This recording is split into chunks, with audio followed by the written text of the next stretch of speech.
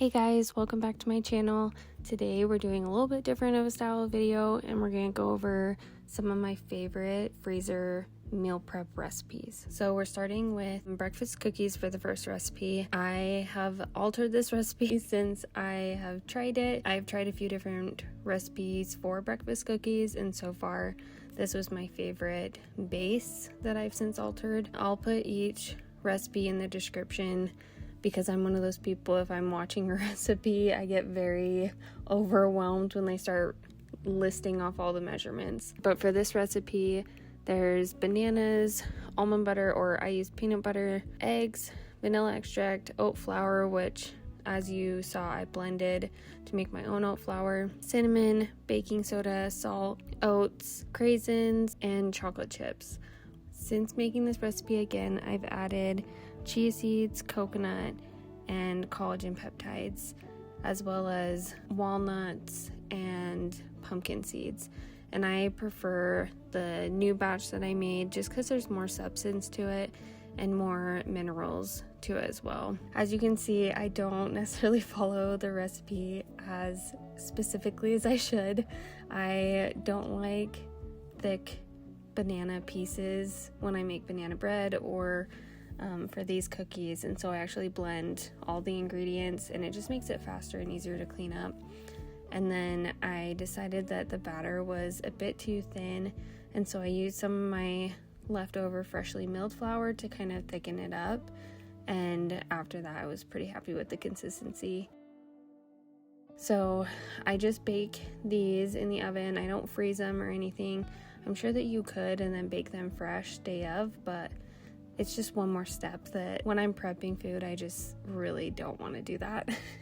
So I just went ahead and baked them all this day and then they could just be done. So as soon as they come out the oven, I went ahead and topped them with some flaky sea salt, and then I leave them to cool completely on the rack so that later on I can bag them. And I always make sure to label my bags. And for these cookies, I reheat them by putting them in the air fryer for just a few minutes. Usually I'll thaw them by leaving them out for like an hour on the counter or overnight in the fridge. What are you having for breakfast? Cookie, Yeah, breakfast cookie. And what else? hot chocolate, Yeah, and what else? Eggy. Yeah, Yeah, yum. Okay, so for this next recipe, I have combined my two favorite gumbo recipes into one because I just like certain things of both recipes. I'll leave this recipe in the description. I have created my own download for it, so just like my Nutrition Prince download, but it has chicken, sausage, shrimp, red bell pepper, onion, celery, garlic, okra, diced tomatoes, tomato paste, chicken broth, Creole seasoning, Cajun seasoning, cayenne, oregano, thyme, and a bay leaf. I also did the optional roux where I did butter and flour and did that on the stove beforehand. And then I serve it with cooked white rice, some green onions on top, but you could also do parsley or hot sauce. So I love this recipe because I can start it really early in the day in the crock pot. You can put all of these ingredients and freeze them raw and then put everything in the crock pot the day of. I prefer to actually cook it beforehand. The only thing I don't cook the day of is the okra and the shrimp because those need to be added last minute or they just get nasty and weird. So you'll see at the end I label my mason jar containers that I freeze this in and just say to thaw it, and then all you have to do is put it in a pot on the stove and just heat it up, bring it into like a simmer, and then add the frozen okra and the thawed spinach, and then just make sure those get cooked, and then it's just done. That way the okra doesn't get too soft and the shrimp also doesn't get super rubbery. Shrimp and the okra weren't done yet when I was doing the today's batch for this meal, and so I just gave her what was already done. This looks like a lot, but she ate everything on this plate. She loves this meal. If your kids are a bit more sensitive to spice, just ease back on some of the cayenne and stuff like that, but I've never found Creole or Cajun seasoning. I really hope I'm saying that right. I've never found those two spices very spicy. Okay, for this next recipe, it is our favorite pancakes. I, of course, have altered this recipe as per usual. I don't think I follow anything exactly to the recipe, but these are our favorite wheat pancakes. I started making these with freshly milled flour last year, and we love the flavor so much more, and we get a lot more benefits from freshly milled instead of just like plain store-bought flour. But yeah, this recipe has wheat flour, brown sugar, baking powder, baking soda, salt. You can use buttermilk. That was the original recipe that I based this off of, but as you can see, I use apple cider vinegar instead. It just acts as that activation for the other powders. It also has egg. The original recipe had melted butter. I swapped that out for coconut oil just to make it a dairy-free option. Just like you saw, I used oat milk instead of regular milk. And then I do use butter for the pan though. I just feel like this recipe doesn't really need the butter in the actual pancakes because it doesn't alter the taste as much.